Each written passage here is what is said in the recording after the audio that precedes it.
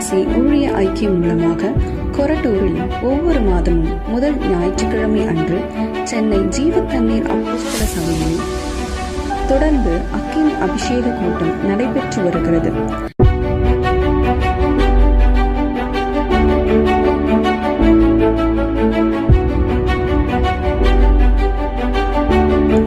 இந்த மாதம் கர்த்தர் செய்த சில அற்புதங்களையும் கர்த்தர் செய்த கிரியைகளையும் அவருடைய வார்த்தைகளையும் உங்கள் பார்வைக்காக இப்பொழுது சமர்ப்பிக்கிறோம்.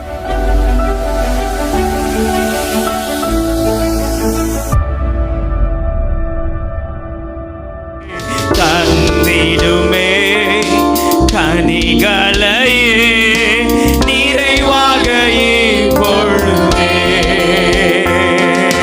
தந்திடுமே. தாருமாண்டவரே, கனிகளை எங்களுக்கு தாருமாண்டவரே. நீரை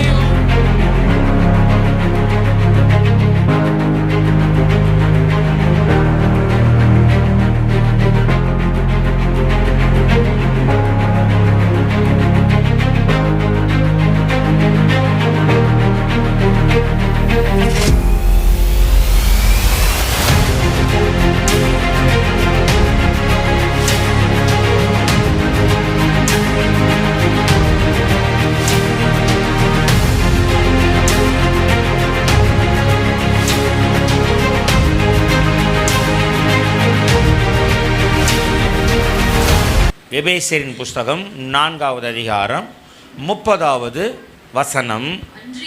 அன்றியும் நீங்கள் மீட்கப்படும் நாளுக்கென்று முத்திரையாக பெற்ற தேவனுடைய பரிசுத்த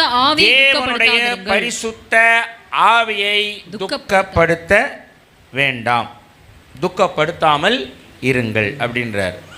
அப்போது இங்கே ஆவியானவரை குறித்து பவுல் ஒரு காரியத்தை முக்கியத்துவப்படுத்துகிறாரு. என்னன்னாக்கா, நீங்கள் மீட்கப்படும் நாளுக்கென்று முத்திரையாக பெற்ற பரிசுத்த ஆவியை துக்கப்படுத்தாமல் இருங்கள். அப்போது ஆவியானவரை நாம் பெற்றிருக்கிறதே என்னன்னாக்கா ஒரு முத்திரைன்னு சொன்னால் என்ன அர்த்தம்னாக்கா, தானியேல் புஸ்தகத்தில் எழுதப்பட்டிருக்கும், எஸ்தரின் புஸ்தகத்தில் எழுதப்பட்டிருக்கும், ராஜாவின் பேரால் கட்டளை இடப்பட்டு அது முத்திரை போடப்பட்டால் யாராலும் அதை என்ன பண்ண முடியாது, மாற்ற முடியாது. இப்போ எஸ்தருடைய புஸ்தகத்தில் நம்ம தெளிவாக படிக்கிறோம், யூத ஜனங்களை கொன்று போகும்படிக்கு அகாஸ்வேரு ராஜாவினுடைய முத்திரை மோதிரத்தை வாங்கி ஆமான் என்ன பண்ணா, முத்திரை போட்டு ஒரு கவர்மெண்ட் ஆர்டர், அரசு ஆணையை அந்த நாடுகள் எல்லாவற்றுக்கும் அனுப்புகிறான். அப்போ இந்த ராஜாவின் பேரால் முத்திரை போடப்பட்டு விட்டால், தானியேலில் சொல்லப்பட்டிருக்கோம், தானியேலை தப்புவிக்கும்படி ராஜா மனதாக இருந்தாலும் அவங்ககிட்ட தந்திரமாய் அந்த திட்டத்தை செயல்படுத்தினவங்க சொல்லுவாங்க, ராஜாவின் பேரால் முத்திரை போடப்பட்ட காரியத்தை ஒருவராலும் மாற்ற முடியாது, ராஜாவுக்கே சொல்லுவாங்க அது. அல்லேலூயா. அப்போ நல்லா பார்த்துக்கிட்டிங்கன்னா நம்மளுடைய லைஃப்பில் இந்த பரிசுத்த ஆவியானவருடைய ரோல் ரொம்ப ரொம்ப இம்பார்ட்டண்ட். அநேகர் கேட்பாங்க, அது என்னங்க பரிசுத்த ஆவியை பெற்றுக்கோன்னு சொல்கிறீங்க. யூடியூப்பில் கூட யாரோ ஒரு ஊழியர் இன்னொரு ஊழியரை தாக்குறாருன்னு சொன்னாங்க. அது என்னங்க வாரம் பெற்றுக்கோன்னா அப்படி எங்கே இருக்குது பைபிள்லன்னு? வாரம் பெற்றுக்கொள்ள வேணான்னு எங்கே இருக்குது பைபிளில்? முதல்ல வாரம் பெற்றுக்கொள் அப்படின்னு எங்கே இருக்குதுன்னு கேட்டால் நம்ம என்ன கேட்கணும்? வாரம் பெற்றுக்கொள்ளாதுன்னு எங்கே இருக்குது பைபிளில்? இருக்குதா? இல்லை. அப்போது ஒவ்வொரு நாளும், அதனால தான் புலம்புல சொல்கிறப்போ இருக்கும், அவருடைய கிருபை காலைதோறும் ஒரு நாளும் புதிதாக இறங்குறார். ஒரு நாளும் நம்ம பெற்றுக்கொள்ளணும். அப்போஸ்தலர்கள் 120 பேர் மேல் வீட்டறையில் இருக்கிறாங்க. பெந்தகோஸ்தே நாளில் தான் முதல் ஆவியானவர் இறங்குறார்.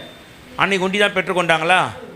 அதுக்கப்புறம் அவர்கள் கூடி ஜெபம் பண்ணின இடம் அசைந்தது, ஆவியானவர் பலமாய் இறங்கினார். பவுல் சிறைச்சாலையில் பாடுறார், ஆவியானவர் பலமாக இறங்குறார். ஸோ அவர் எப்போ ஒன்றா இறங்குவார், என்றைக்கு ஒன்றா இறங்கிட்டே இருப்பார். வாரத்தில் ஒரு நாள் தான் நான் இறங்குவேன்ப்பா, என்னால் ஒரு நாள் எல்லாம் கூடி வந்துடுங்கலாம் ஆண்டவர் சொல்லலை. அல்லேலூயா. அப்போ நல்லா பார்த்துட்டிங்கன்னா இந்த ஆவியானவருடைய ரோல் நம்ம வாழ்க்கையில் ரொம்ப ரொம்ப ரொம்ப இம்பார்ட்டன்ட். நல்லா பாருங்கள், கிறிஸ்தவ வாழ்க்கையில் கிறிஸ்தவ வாழ்க்கை நிறைவு பெறணும்னா நல்லா பார்த்துங்க, நம்ம கிறிஸ்தவன் அப்படின்னு சொல்கிறதுக்கு தைரியம் வேணும்னா ஆவியானுடைய அபிஷேகம் பெறாமல் நான் கிறிஸ்தவன் நம்மளால் அறிக்கை பண்ணவே முடியாது. அல்லேலூயா. ஏன்னா இந்த கிறிஸ்தவர்கள் என்கிற பேரை எப்போ வழங்கப்பட்டதுன்னா பரிசுத்த ஆவியானவர் பொழிந்தருளப்பட்டு அப்போஸ்தலர்கள் மூலமாய் பலத்த கிரியைகளை ஆவியானவர் ஒவ்வொரு நாளும் செய்யும் பொழுது தான் அந்தியோகியா பட்டணத்தில் அவர்களுக்கு கிறிஸ்தவர்கள் அப்படின்ற பேரே வழங்கப்படுது. அப்போ கிறிஸ்தவன் அப்படின்னு சொன்னாலே என்ன அர்த்தம்னா அபிஷேகம் இல்லாதவன் கிறிஸ்தவனே இல்லை. இது நிறைய பேருக்கு புரியுறது இல்லை. அது என்னங்க நம்ம அந்நிய பாஷைன்னு பேசுறீங்க. ஒரு சிலர் நம்மளை சொல்லுவாங்க அல்லேலூயா கூட்டம் வந்துடுச்சு. என்ன கூட்டம் வந்துடுச்சு? அல்லேலூயா கூட்டம். பரலோகத்துக்கு போக போகிறோன்றோம்ல, அங்கே என்ன சத்தம் இருக்குது? வெளிப்படுத்தின விசேஷம் 19வது அதிகாரம் 1வது வசனத்தை வாசிங்க. இவைகளுக்கு பின்பு பரலோகத்தில் நல்லா பாருங்க, வேதத்தில் தெளிவாக எழுதி வச்சிட்டார். வேதத்தில் தெளிவாக எழுதி வச்சிருக்கிறார். இவைகளுக்கு பின்பு பூலோகத்தில் இருக்குதா? எங்க? பரலோகத்தில் திரளான ஜனக்கூட்டம் இடுகிற. அப்போ பரலோகத்துக்கு ஒரு திரள் கூட்டம் போய் இருக்குது. நல்லா பாருங்க, திரள் கூட்டம் போய் இருக்குது. திரள் கூட்டம். அப்போ இவங்களாம் எங்கேருந்து போனவங்க? பூமியிலிருந்து. பரலோகத்தில் திரள் கூட்டம் அப்படின்னு இருக்குது. திரளான ஜனங்கள்னு இருக்குது. நல்லா பார்த்துங்க, ஜனங்கள். பரலோகத்தில் இருக்கிறவங்க பேருக்கு ஜனங்கள்னு பேர் இல்லை, தூதர்கள்னு பேர். பரலோகத்தில் இருக்கிறவங்களுக்கு பேர் என்னது? தூதர்கள். ஆனால் வெளிப்படுத்தின விசேஷத்தில் தெளிவாக சொல்லுது வேதம், இவைகளுக்கு பின்பு பரலோகத்தில் திரளான ஜனங்கள், திரளான ஜனக்கூட்டம் இடுகிற ஆரவாரத்தை கேட்டே. நல்லா பாருங்க, ஆர்ப்பரிக்கிறாங்க. ஆர்ப்பரித்தல்னா என்ன அர்த்தம் தெரியுமா? பொதுவாக ஜெயம் பெற்றவர்கள் தான் என்ன பண்ணுவாங்க? இப்போ நல்லா பார்த்துட்டிங்கன்னா சமீப நாட்களில் நம்ம பிள்ளைங்களுக்கு ரிசல்ட் எல்லாம் வந்தது. அம்மா பாஸ் ஆகிட்டம்மா அப்படியே வந்து சொல்லுவாங்க. தெருவில் இருக்கிற எல்லார்கிட்டையும் அக்கா நான் பாஸ் ஆகிட்டேன், ஆண்டி பாஸ் ஆகிட்டேன், அங்கிள் பாஸ் ஆகிட்டேன். கூட படிக்கிற பசங்களுக்கு விருப்பாயிடும். இன்னும் உலகத்தில் இல்லாத பாஸ் ஆகிட்டா தெரு முழுக்க என்ன சொல்கிறா? டமார் அடிச்சுக்கிட்டு வரான்னு. அப்போ இந்த ஆர்ப்பரிப்புன்னு என்ன அர்த்தம்னாக்கா, ஒரு வெற்றியை வாழ்க்கையில் பெற்றவர்கள் இடுகிற சத்தத்திற்கு, அந்த மகிழ்ச்சியின் சத்தத்துக்கு பேர் தான் ஆர்ப்பரிப்பு. வேதத்தில் பார்த்தோம்னாக்கா ஜெயம் பெற்றவர்கள், யுத்தத்தில் ஜெயம் பெற்றவர்கள் ஆர்ப்பரிச்சுட்டு போவாங்க. இப்போ நாளில் நீ கூட பார்ப்பீங்க, இந்த நேரத்தில் எங்கெங்கே பட்டாசு வெடிக்கிறாங்க, எங்கெங்கே கத்தின்னு போகிறாங்கன்னு நம்மளுக்கு தெரியாது.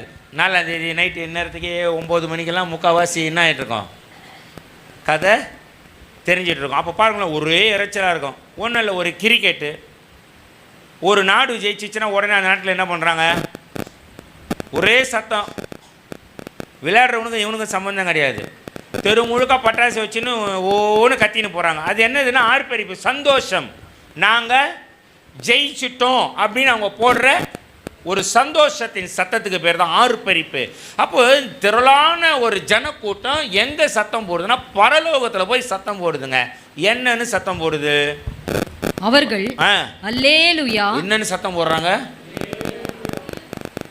ஆனால் இங்கே அல்லேலூயா சொன்னாக்கா என்ன சொல்கிறாங்க? இதெல்லாம் அல்லேலூயா கூட்டம். பரலோகத்துக்கு தேர்ந்தெடுக்கப்படுகிற கூட்டமே அல்லேலூயா சொல்கிற கூட்டம் தான் போகுது. யார் வாயிலெல்லாம் அல்லேலூயா சொல்கிறதுக்கு வெக்கப்படுறாங்களோ, ஏன்னா இயேசே சொல்லிட்டார், என் நாமத்தை குறித்து எவன் மனுஷர் முன்பாக வெட்கப்படுகிறானோ அவனை குறித்து நானும் என் பிதாவின் முன்பாக வெட்கப்படுவேன்றார். இவனுக்கு தெரியுமாப்பா? இவனா தெரியலையேன்னுவார். அவ்வளோதான், அதோட கதை. அந்த ஒரே வார்த்தை அவர் வாயிலேருந்து வந்துட்டா போதும். அதுக்கப்புறம் அங்கே சாப்டர் க்ளோஸ். அங்கேருந்து அப்படி பிடிச்சி அப்படி தூக்கி விசிறி அடிப்பாங்க.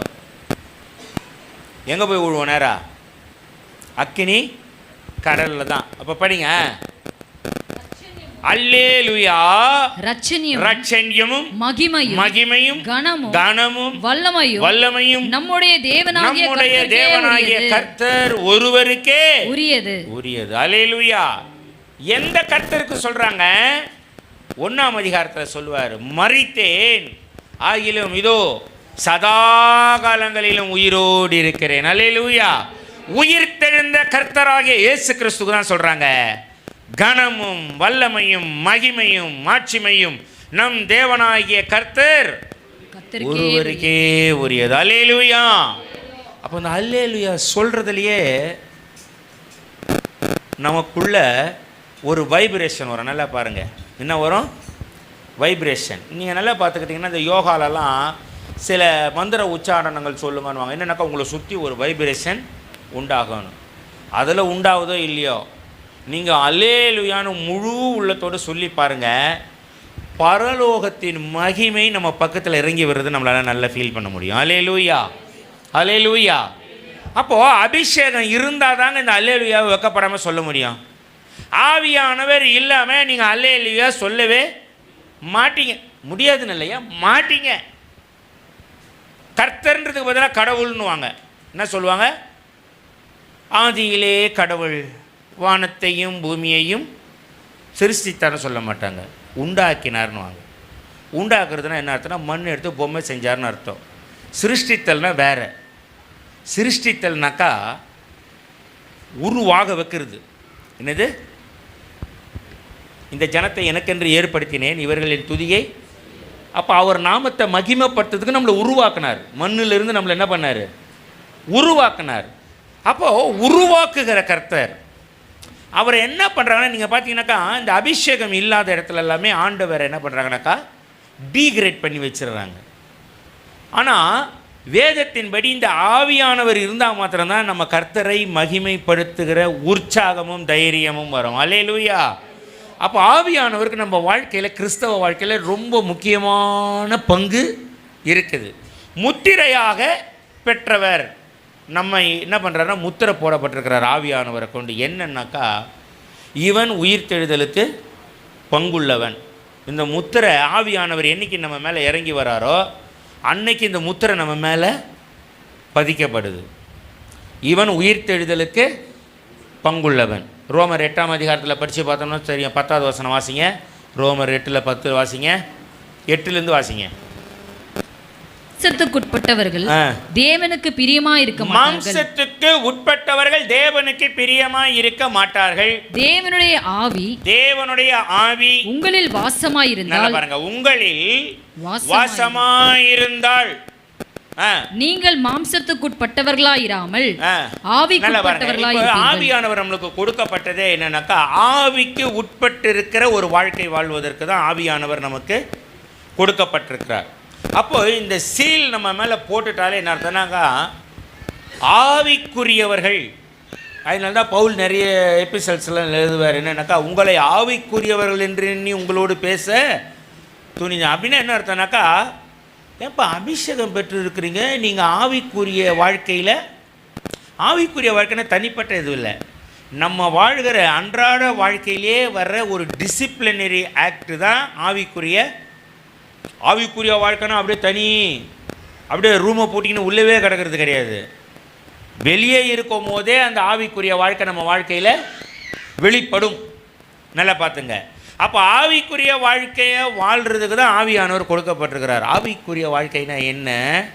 இங்கே இருக்கிறது இல்லை. 2 கொரிந்தியர் 13 சொல்லுவார் பவுல். என்ன சொல்லுவார்? ஒரு மனுஷன் பரதீசுக்குள் எடுத்துக்கொள்ளப்பட்டான் சொல்கிறாரா? மேன்மை பாராட்டுகிறது எனக்கு தகுதி அல்லவே, ஆகிலும் கர்த்தர் அருளிய தரிசனங்களை வெளிப்படுத்தல்களையும் சொல்லுகிறேன். கிறிஸ்துவுக்குள்ளான ஒரு மனுஷனை அறிவேன். அவன் 14 வருஷத்துக்கு முன்னே 3ஆம் வானம் வரைக்கும் எடுத்துக்கொள்ளப்பட்டான். அவன் சரீரத்தில் இருந்தானோ சரீரத்திற்கு புறம்பே இருந்தானோ அதை அறியேன்.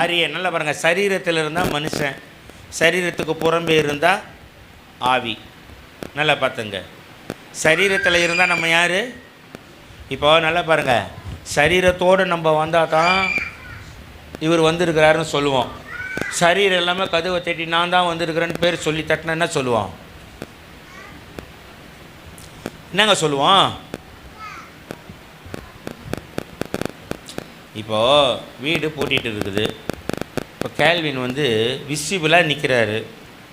யார்? நான் தான் கதவை தரேன்னு பார்க்குறீங்க, லென்ஸில் உருவம் தெரியுது, கதவை திறக்கிறீங்க, தட்டுறீங்க, சவுண்டு கேட்குது, யாருன்னு நான் தான் கதவை தரேன்னு லென்ஸில் பார்த்தா ஒன்றுமே காணோம். திறப்பீங்களா திறக்க மாட்டிங்களா? ஏன்? அப்போ ஆவியை நம்ம கண்ணால் இன்னும் பார்க்க முடியலை. அப்போ இந்த ஆவிக்குரிய வாழ்க்கைன்றது ஒரு தனிப்பட்ட இதில் இல்லை. வாழ்கிற சரீரத்தில் வாழும் பொழுதே இந்த ஆவிக்குரிய வாழ்க்கையின் ஒழுக்கம் நற்கிரியைகளை வச்சு தான் நம்ம ஆவிக்குரியவர்கள் இந்த உலகம் சொல்லும். அப்போது இந்த ஆவிக்குரியவர்கள் என்று எண்ணினா இவர் என்ன சொல்கிறாருன்னா, சரீரத்தில் இருந்தானா புறம்பே இருந்தானா? கன்ஃபியூஸ் ஆகுறாரு. எதில் இருந்தான்னு அவருக்கே தெரியல. தேவன் அறிவார். தேவன் தான் அறிவார். அந்த மனுஷன் பரதீசுக்குள் எடுக்கப்பட்டு மனுஷர் பேசப்படாததும் மனுஷரால் பேசப்படாததும் வாக்கு கெட்டாததுமான வார்த்தைகளை கேட்டான் என்று அறிந்திருக்கிறேன். அவன் சரீரத்தில் இருந்தானோ சரீரத்திற்கு புறம்பே இருந்தானோ? சரீரத்தில் இருந்தானா புறம்பே இருந்தானா அப்படின்னு என்ன அர்த்தம்? சரீரத்தில் தான் இருந்தானா இல்லை சரீரத்தை விட்டு வெளியே போயிட்டானா அப்படின்னு என்ன அர்த்தம்? இப்போ சரீரத்தை விட்டு வெளியே போயிட்டா நம்மளுக்கு பேர் என்ன சொல்லுது உலகம்? பிணம். என்னது? அது எவ்வளோ பெரிய பரிசுத்தவானாலும் என்ன பாடி எடுத்துட்டாங்களான்னு தான் கேட்பாங்க. ஐயாவை எடுத்துட்டாங்களான்னு கேட்பாங்க.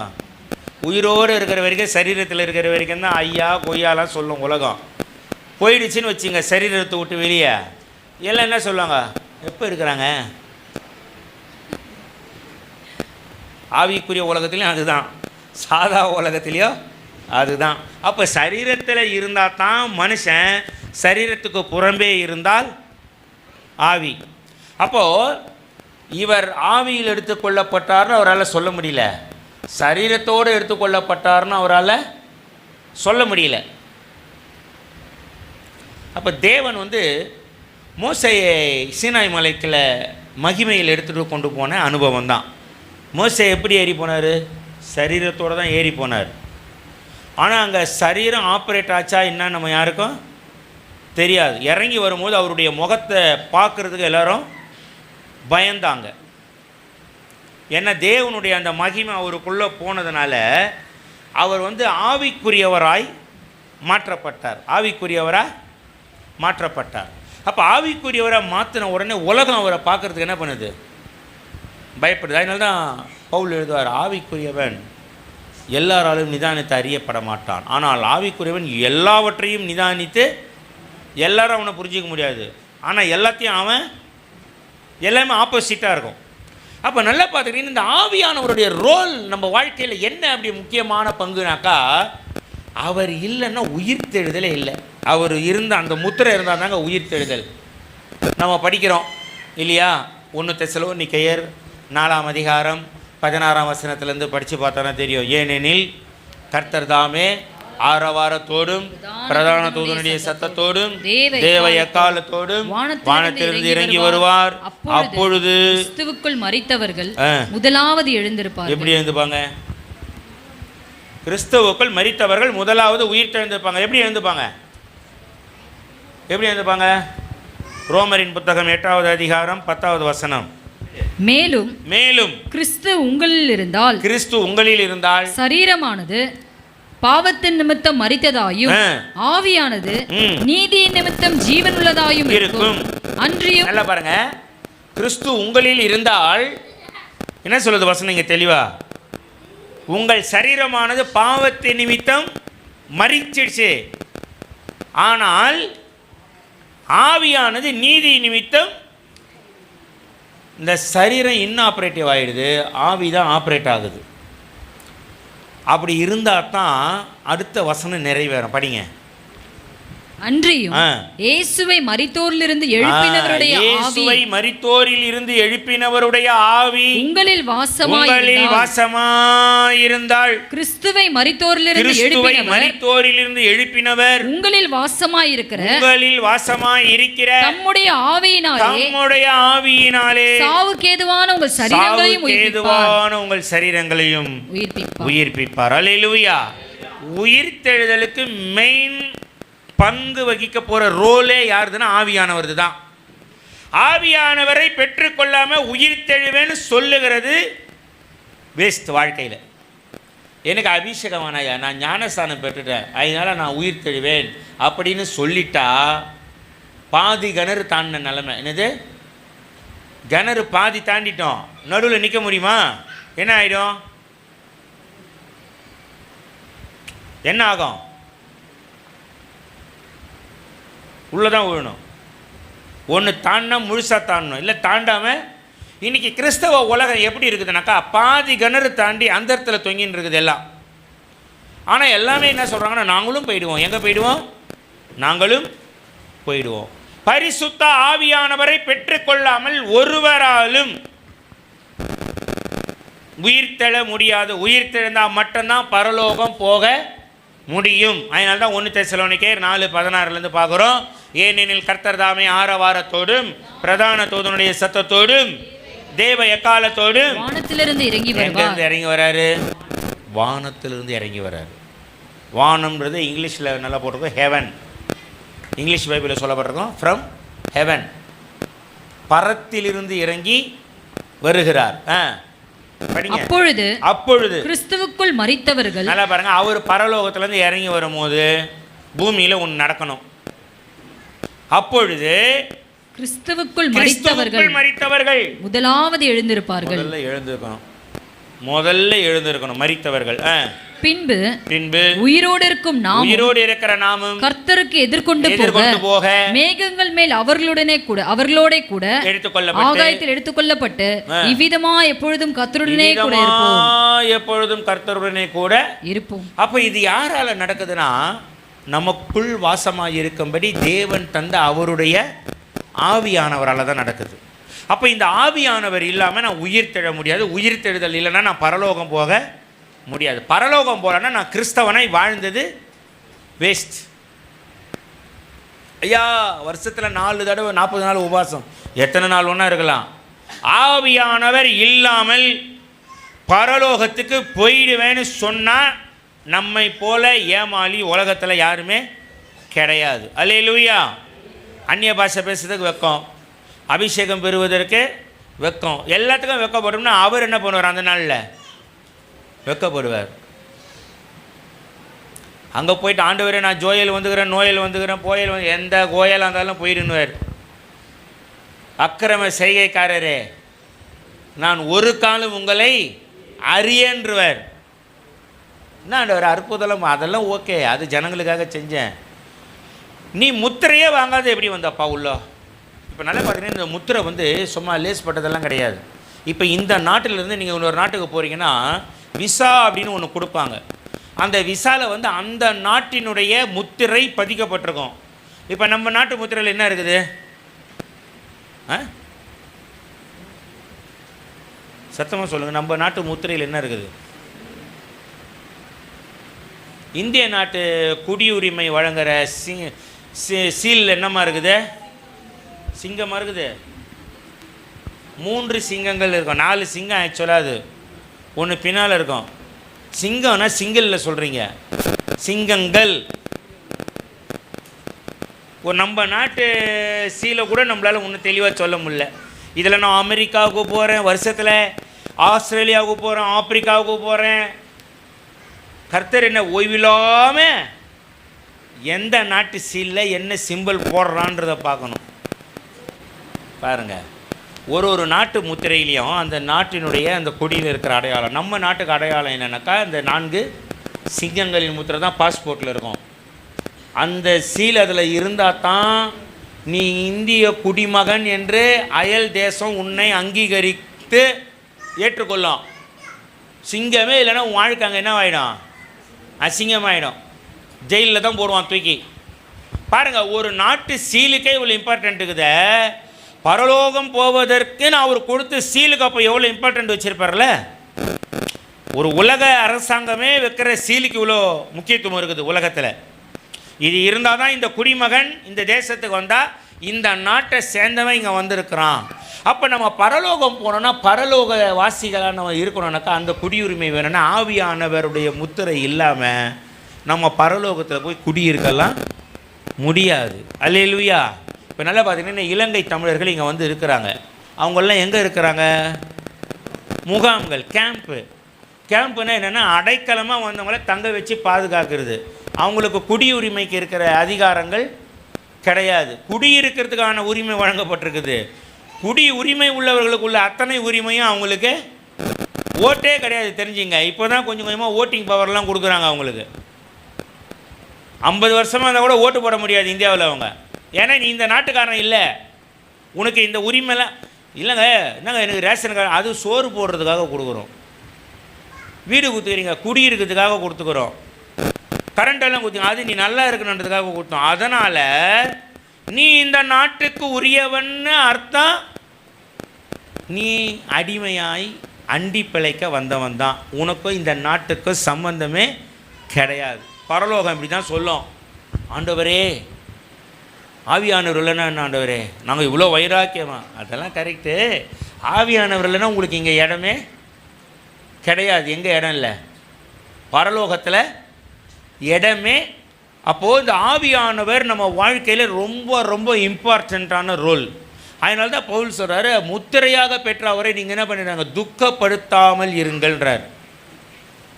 இப்போ இந்த சீல் வாங்குவீங்க விசாவில், நீங்கள் அந்த தேசத்தில் போய் தங்கி அங்கேருந்து வெளியே வர வரைக்கும் அந்த சீல் அலையாமல் இருக்கணும்.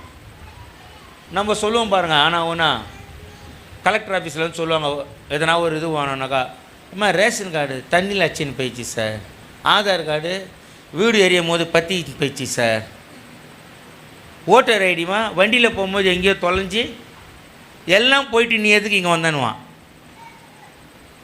ஒரு லோன் கொடுக்குறாங்கன்னு என்ன பண்ணுவாங்க? அவன் என்ன கேட்குறான்? எதனா ஒரு அடையாளம் கேட்பான். இதில் போயிடுச்சுன்னுவாங்க. அதில் அப்புறம் என்ன சொல்லுவாங்க? எல்லாமே போயிட்டால் உனக்கு எதுவும் கிடைக்காது, உனக்கு லோனும் கைக்கு வராது, போயிடுச்சுன்னுவாங்க. ஒரு லோன் வாங்கினா அந்த மகளிர் சுய உதவி குழுவில்னா கூட ஆதார் கார்டு இருக்கணும் இல்லையா? ஆதார் கார்டு இல்லைன்னா வருமா லோன்? உங்களுக்கு வராது. ஆதார் கார்டு இல்லைன்னா லோனு. அப்போது இதுக்கு இவ்வளோ முக்கியத்துவம் கொடுக்குறாங்க இந்த உலகத்தில். பரலோகம் அப்போ ஆவியானுடைய இந்த அபிஷேகத்துக்கு எவ்வளோ முக்கியத்துவம் கொடுத்து நம்மளை பார்க்கும். அப்போ அபிஷேகம் இங்கே வானான்னு சொல்லிவிட்டு நான் பரலோகம் போயிடுவேன்னா எப்படி போக முடியும்? ஆவியானவர் எனக்கு தேவையில்லைன்னு சொல்லிவிட்டு நான் எப்படி பரலோகம் போக முடியும்? அந்நிய பாஷை பேசுகிற அனுபவமே எனக்கு வேணாம், நான் ஆனால் பரலோகம் போயிடணும், எப்படி போக முடியும்? முடியுமா? அப்போ கிறிஸ்தவ வாழ்க்கைக்கு மிக மிக மிக மிக இம்பார்ட்டண்ட்டான ஒரு ரோல் வகிக்கிறது யாருன்னா பரிசுத்த ஆவி. நீங்கள் கிறிஸ்தவனாய் வாழ்ந்ததற்கான பலனை உங்களுக்கு கொடுக்கறதுக்காக கொடுக்கப்பட்டுக்கிறவருங்க அவர் மாத்திரம் நமக்கு கொடுக்கப்படலைன்னா நம்ம யாரும் பரலோகமே போக முடியாது. அவர் இல்லைன்னா நம்மளுக்கு மறுரூபமோ கிடையாது. அவர் இல்லைன்னா உயிர்த்தெழுதலும் கிடையாது. அதனால எசேக்கியேல் என்ன பண்ணுறாரு? உலர்ந்த எலும்புகளை பார்த்து ஆண்டவர் கேட்குறாரு, எசேக்கியேல் இதெல்லாம் உயிரடையுமான்னு. தெரியாது ஆண்டவர், உமக்கே தெரியும்வார். அப்போது ஆண்டவர் சொல்வார், எலும்புகளை பார்த்து சொல்ல வேண்டியதை யாரை பார்த்து நீ சொல்லணுன்னா ஆவியை பார்த்து தீர்க்க தரிசனம் சொல்லு. ஆவியை பார்த்து பேச முடியுமா? அதெல்லாம் குறி மேடையிலே மந்திரவாதிகிட்டேன் தான் வந்துக்குது, நான் பேசினுக்கிறேன்மா. உண்மையிலே பேசுகிறானா இல்லையான்னு நம்ம யாருக்கும். ஆனால் ஆவியானவர் என்ன பண்ணுறாருன்னா அந்நிய பாஷையில் பேசுகிறவன் தேவனோடு ரகசியத்தை பேசுகிறான். அப்போ இந்த அந்நிய பாஷை தேவனோடு நீ ரகசியம் பேசுகிற உறவை உனக்கு ஏற்படுத்தி கொடுக்குறார் ஆவியானவர். அப்போ இந்த ஆவியானவரை பார்த்து எசேக்கியேல் தீர்க்க தரிசிக்கிற சொல்கிறார், அவர்கிட்ட சொல்லுன்றார். யாருக்கிட்ட? ஆவியை பார்த்து தீர்க்க தரிசி, ஆவியே இவர்கள் உயிரடையும்படி இவர்கள் மேல் ஊது, அவ்வளோதான் சொல்கிறார். இவர் சொன்ன உடனே ஆவியானவர் இறங்கிட்டார். பெரிய இறைச்சல் கேட்குது, ஒன்றோடு ஒன்று எலும்பு ஒன்றா சேருது, நரம்பு உண்டாகுது, தசை உண்டாகுது, ரத்தம் ஓட ஆரம்பிக்குது, தோல் மூடுது. ஒரு பெரிய சேனையாக என்ன பண்ணுறாங்க? இறைச்சல் கேட்குது பாருங்க. அங்கே பெரிய இறைச்சல். என்ன? உயிர் அடைஞ்சிட்டோம். ஒன்றும் இல்லைங்க, ஒருத்தர் படுத்துட்டார், ஃப்ரீசர் பாக்ஸில் வச்சுட்டாங்க. ஃப்ரீசர் பாக்ஸ்லேருந்து எடுத்து அடக்க ஆராதனைக்கு மேலே ஃபினரல் பாக்ஸில் வைக்கிறோம். வைக்கும் போது கண்ணை திறந்துட்டார். அந்த வீட்டில் ஒப்பாரி வைப்பாங்களா? என்ன பண்ணுவாங்க? வாழ்க்கையை புரிஞ்சிக்கணும். ஃப்ரீசர் பாக்ஸில் இருந்தவரை இப்படி தூக்கி இப்படி வைக்கும் போது கண்ணை திறந்து தும்புறாரு, பேசுகிறாரு, என்ன ஆகும்? என்ன யோசிக்கிறீங்க? முதல்ல பயப்படுவாங்க, முதல்ல. ரெண்டாவது என்ன ஆகிடும்? செத்து ஒரு உயிராக வந்துட்டாருன்னு ஒரே சந்தோஷம். அப்போது அந்த வீட்டில் அது வரைக்கும் அழுகையும் புலம்பலமாக இருந்தது என்னவாயிடும்? ஆர்ப்பரிக்கிற ஒரு சந்தோஷமாக.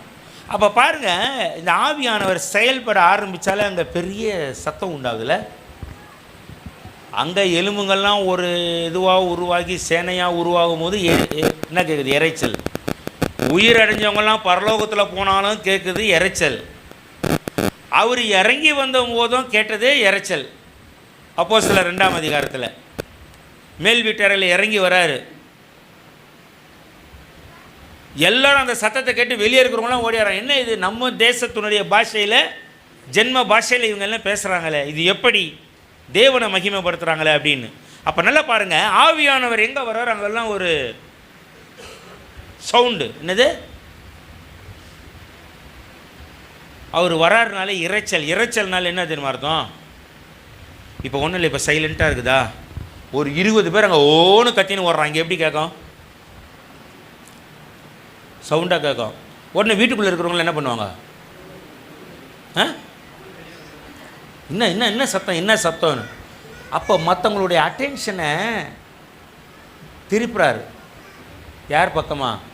கிறிஸ்தவன் பக்கமாய் மற்றவங்களுடைய அட்டென்ஷனை திருப்புறதுக்கு அவர் நம்மக்கிட்ட பயன்படுத்துகிற ஒரு மொழி தான் இறைச்சல். அல்லேலூயா. அதனால தான் அந்நிய பாஷையில் அவங்க சத்தமாக பேசும்போது எல்லாம் வந்து எட்டி பார்க்குறாங்க, நம்ம பாஷையில் பேசுகிறாங்க. என்ன? நம்ம பாஷையில் பேசுகிறாங்க. இவருடைய ரோலே என்ன தெரியுமா? நமக்குள் வாசமாக இருந்து நம்மளை உயிரோடு எழுப்பி அங்கே கொண்டு போகணும். எங்கே?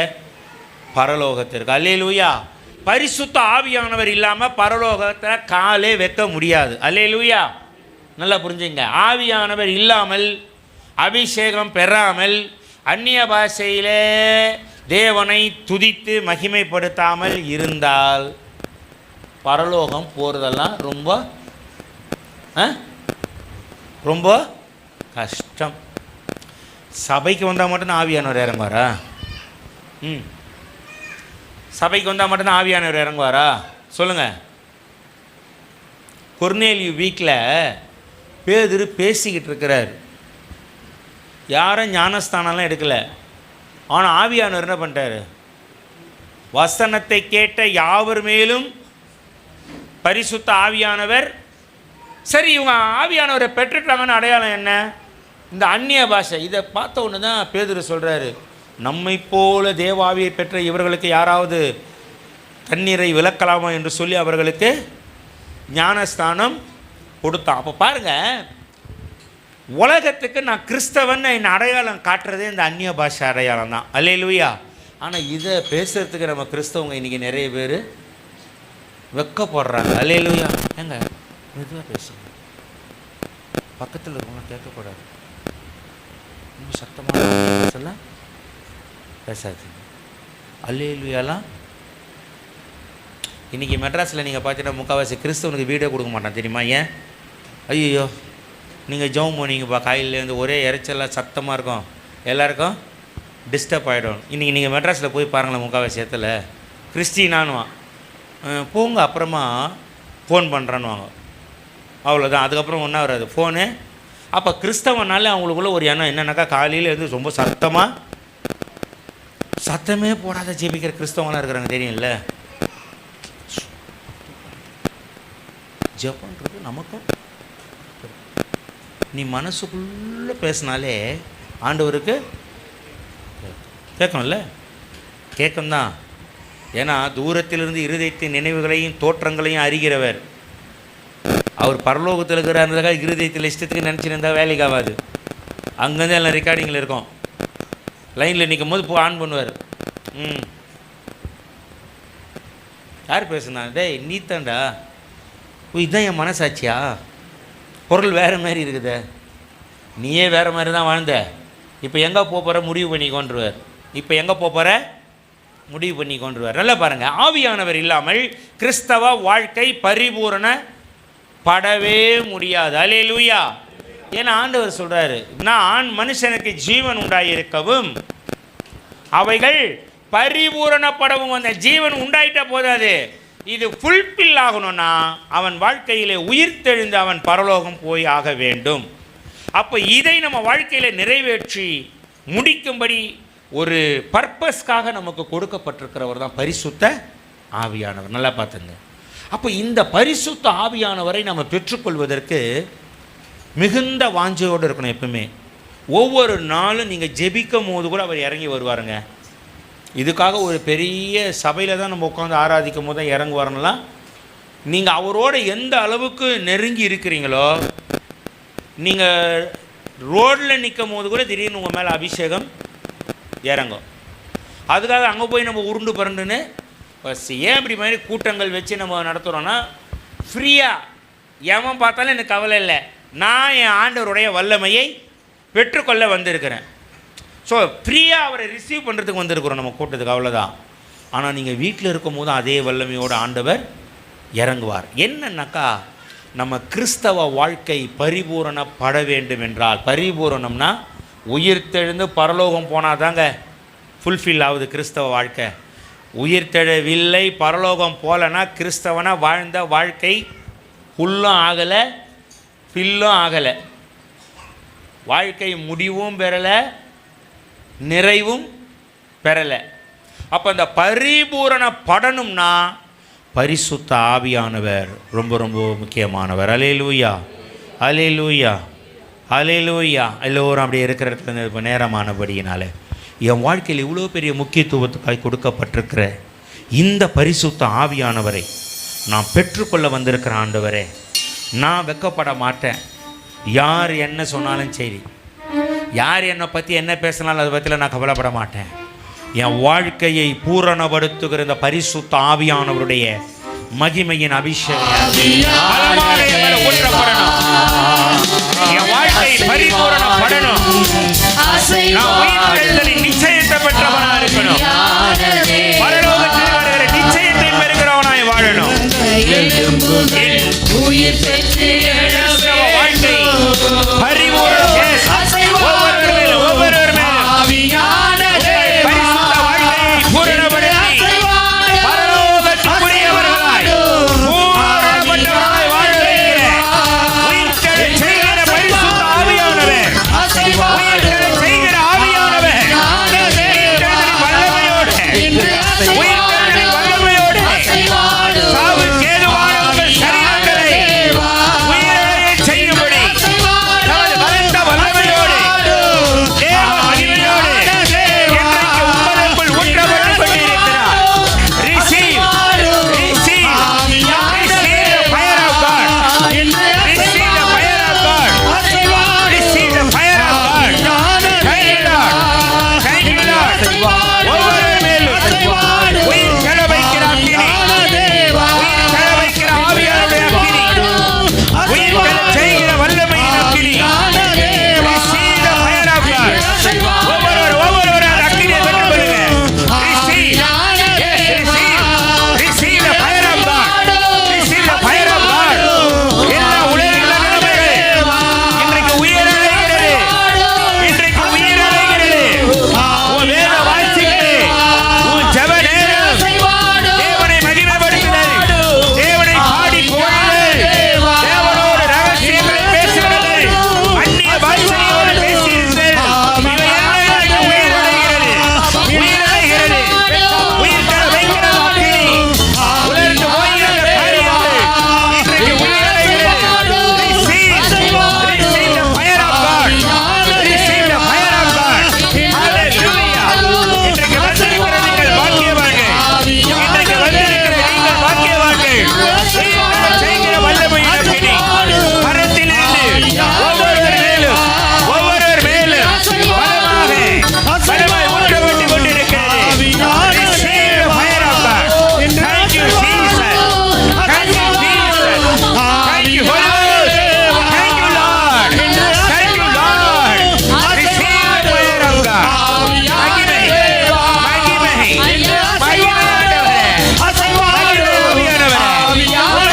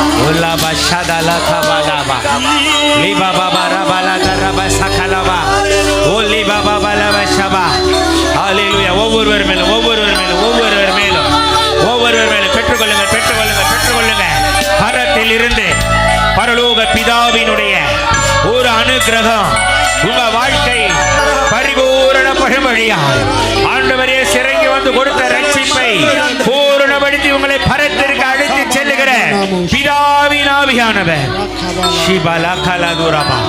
நல்ல பாருங்க, ஒரு குளிர்ந்த பிரசன்னம் ஆவியானவர் பலமா இறங்கின உடனே ஒரு குளிர்ச்சியான காற்று இருந்த அனல் எல்லாம் போயிடுச்சு பாருங்க. ஒரு குளிர்ந்த வாழ்க்கையில புழுக்கத்தை கொடுத்து கொண்டிருந்த எல்லா இடர்பாடுகளும் இன்றைக்கு விலகி ஓடி இருக்கிறது. புத்துணர்ச்சி கொடுக்கிற பரிசுத்த ஆவியின் அபிஷேகம். Thank you holy cost.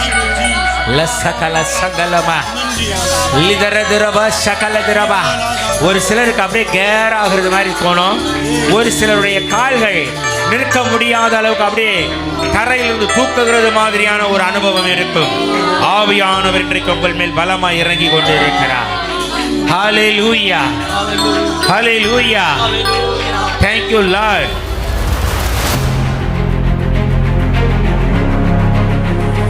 ஐயா ஆராதனை இடத்துல சொன்னாங்க, தேவதூதர்களை தரிசிப்பீர்கள் என்று சொல்லியிருந்தாங்க. நான் வந்து எப்பவும் ஜப நேரத்தில் சரி, நான் தனிப்பட்ட நேரத்தில் இருக்கும்போதும் சரி, கர்த்தரிடத்துல வந்து ஒரு ஸ்நேகிதரை போல நான் பேசிட்டு இருப்பேன். அங்கே யாருமே இருக்க மாட்டாங்க என் பக்கத்தில். ஆனால் நான் அவர் கூட பேசிட்டே இருப்பேன். அப்போ நான் கேட்டேன், எசப்பா தேவதூதர்கள் பார்க்குறான்னு சொல்கிறாங்க நிறைய பேர். நானும் தேவதூதர்களை பார்ப்பேன்னா அந்த தரிசனம் எனக்கு கிடைக்குமா? நானும் தேவதூதர்களை தரிசனம் நான் வந்து ஜபத்தில் இருக்கும்போது கேட்கல. நான் சும்மா வீட்டில் வேலை செஞ்சுட்டு இருக்கும்போது நான் கேட்டுட்டே இருக்கிறேன். அந்த மாதிரி கேட்டுட்டு இருந்தேன். இப்போ ஐயா தூதர்களை தரிசிக்க வேண்டும் என்று யாரோ ஒருத்தர் கேட்டுக்கிட்டு இருக்கிறீங்க ஆண்டவர்கிட்ட. இன்னைக்கு கர்த்தர் அந்த புதிய கிருபையை அபிஷேகத்தின் மூலமா உங்க மேல இறக்கி இருக்கிறார். உங்க தரிசனத்துல தூதர்களை தரிசிக்கும்படியான ஒரு புதிய ஜபத்துல கூட நான் கேட்கலையே. நான் ஒரு சுயேட்சையில பேச மாட்டேன், நான் உங்கள்கிட்ட பேசிட்டு இருந்தேன் அப்படின்ட்டு நான் நின்றுட்டு இருந்தேன். அப்போ அபிஷேகம் வந்து அளவில்லாம இறங்கிடுச்சு. என்னால் நிற்க முடியல, என்னால் நிற்க முடியல. அப்படியே தள்ளிக்கிட்டே இருக்குது, கேர்லெஸ்ஸாகவே இருக்குது எனக்கு. கர்த்தர் இந்த நாளிலே தேவதூதர்களை தரிசிக்கக்கூடிய அந்த கிருபையை எனக்கு கொடுத்திருக்காரு. இந்த நாள் ஊழியத்தில் கர்த்தருடைய அபிஷேகத்தை நான் நிறைவாய் பெற்றுக்கொண்டு செல்ல கர்த்தர் எனக்கு உதவி செய்திருக்கிறார். கர்த்தருடைய நாமத்துக்கு மகிமையும். ஒரு 3 நாள் இதே பார்த்து பயந்த மாதிரி ஒரு உடம்புல ஒரு உணர்வு இருந்தது. அது மட்டும் இல்லாமல் வேலை செய்து நடக்கிற பாதையில் கீழே விழுந்தது. அதுலேருந்து போய் ஒரு 3 நாளாக கீழே எடுத்து உடம்புலாம் வலிக்குதுன்னு சொல்லிட்டு ஹாஸ்பிட்டலுக்கு போகலாம் அப்படின்னு ஒரு எண்ணத்தில் இருந்தது. ஆனால் இந்த அபிஷேகத்துடைய இந்த ஆராதனை வந்து கலந்ததுனால கர்த்தர் எனக்கு உடம்புல இருக்கிற ஒவ்வொரு வலிகளும் எனக்கு இந்த நரம்புகள் வந்து பாடும்போது கர்த்தர் எனக்கு உடம்புல அப்படியே அனல் மூட்டுற மாதிரி இருந்தது. இன்னைக்கு இந்த மீட்டிங்கில் கலந்து கொண்டதுனால நான் அபிஷேகத்தையும் பெற்றுக்கொண்டேன். இன்னைக்கு இப்போது உடம்பு நம்ம சரியாக இருக்கிறது. கர்த்தருக்கு சொல்லுங்கள். ஐயா வந்து ஸ்டேஜில் நின்றுட்டோம். அப்படி மணிமான இதை என்ன பண்ணால் அந்த மணியில் அந்த பாக்ஸ் இருக்கிறோம். அந்த வேகமாக ரதம் நெருப்போடு அந்த சட்டம் சுழந்து கீழே மேகத்தில் வகுத்து இறங்குவது நம்ம மத்தியில் ஒரே ஒரு சட்டத்தோட நெருப்போடு அந்த கட்டி வெளிப்படுத்தினாரு. அதுக்கப்புறம் அந்த ரதம் நம்ம மத்தியில் அபிஷேகம் மாத்திரம் இல்லாத அநேகருக்கு முன்னாடி ஒரு பெரிய அற்புதத்தை நாங்கள் செஞ்சோம். இந்த மாதம் முழுவதும் நீங்கள் செய்ய போகிறோம். அக்கினி ரதமாக அக்கினி சூழல் காற்றா கத்தல் வாங்க பேசுகிறோம். உங்கள் வாஞ்சையை பார்த்து பரலோகத்தின் பிதா கர்த்தராகிய இயேசு கிறிஸ்துவின் நாமத்தில் அவருடைய பரிசுத்த ஆவியானவரை பொழிந்தருளி உங்கள் பரிபூரணப்பட வேண்டிய வாழ்க்கையை மெருகூற்றபடி இன்றைக்கு அபிஷேகத்தை ஊற்றிக் கொண்டிருக்கிறார். கரங்களை தட்டி கர்த்தரை மகிமைப்படுத்தும்.